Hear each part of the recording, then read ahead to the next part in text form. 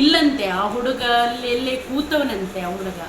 ಇವರು ಹಿಂಗೆ ಕೈ ಇಜ್ಜುತ್ತ ಬಂದ ನೋಡ್ಕಂಡು ಆ ಹುಡುಗ ಬಂದು ಇವ್ರು ಕಾಪಾಡು.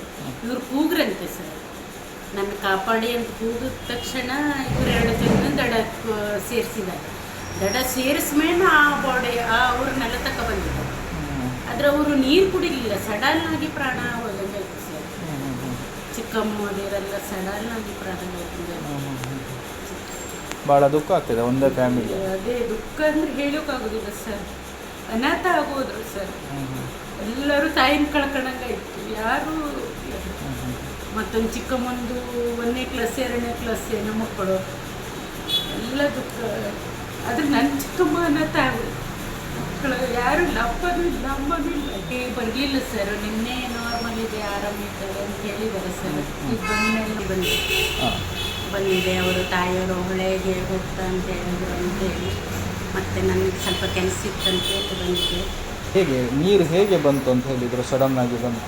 ಸಡನ್ ಆಗಿ ಅವ್ರು ಹೇಳಿದರು ಎಲ್ಲ ಆಗಿತ್ತು ಅಮ್ಮ. ನಾ ಕೇಳಿದಾಗ ಅಮ್ಮ ನೀನು ಫಸ್ಟೇ ನೀರಿತ್ತ? ಇಲ್ಲ ಮಗ, ಫಸ್ಟ್ ಬಿಟ್ಟಿತ್ತು, ಬಿಟ್ಟು ಹಿಕ್ಕಿ ತುಂಬಿ ಬರುವತ್ತಿಗೆ ಒಂದೇ ಸರಿಗೆ ಸಡನ್ ಆಗಿ ನೀರು ಬಂತು ಮಗ, ಎಂತ ಮಾಡ್ಲಿಕ್ಕೂ ಆಗಲಿಲ್ಲ. ಆದರೂ ಹೇಳ್ದೆ ಮಗ, ನೀರು ಬಂತಲ್ಲ ಬೆಟ್ಟಕ್ಕೆ ಹೋಗೋಣ ಇಟ್ಟು. ಇಲ್ಲ ಇದು ನೀರಲ್ಲ ಅಂದರು.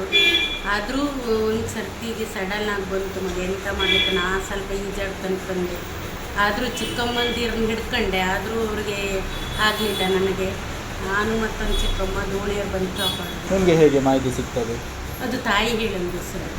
ತಾಯಿ ನಿನ್ನೆ ಎಚ್ಚರ ಆದವನು ಹೇಳ್ರು, ಅಮ್ಮ ಹೆಂಗಾಯಿತು ನೀವು ಹೋದರಲ್ಲ ಅಮ್ಮ ಅಂತ ಹೇಳಿದಕ್ಕೆ. ಇಲ್ಲ ಮಗ, ನೀರು ಹೆಂಗೆ ಬರ್ತಾ ನೀರಲ್ಲ ಮಗ, ಸಡನ್ನಾಗಿ ಬಂತು, ಎಂತ ಮಾಡಲಿಕ್ಕಾಗಲಿಲ್ಲ ಅಂತ ಹೇಳಿದ್ರು. ನೀವೊಂದು ಹೆಂಗೆ ಬಂದೆ ಅಂತ ನನಗೆ ದೇವರೇ ಕಾಪಾಡ್ದಮ್ಮ ಮಗ, ಎಲ್ಲರೂ ನಾ ಇದು ಬರೋಕೆ ಸಾಧ್ಯನೇ ಇಲ್ಲ ಅಂತೇಳಿ. ಎಷ್ಟು ಜನ ಮೇಲೆ ಬಂದವರು? 3 ಜನ ಸರ್.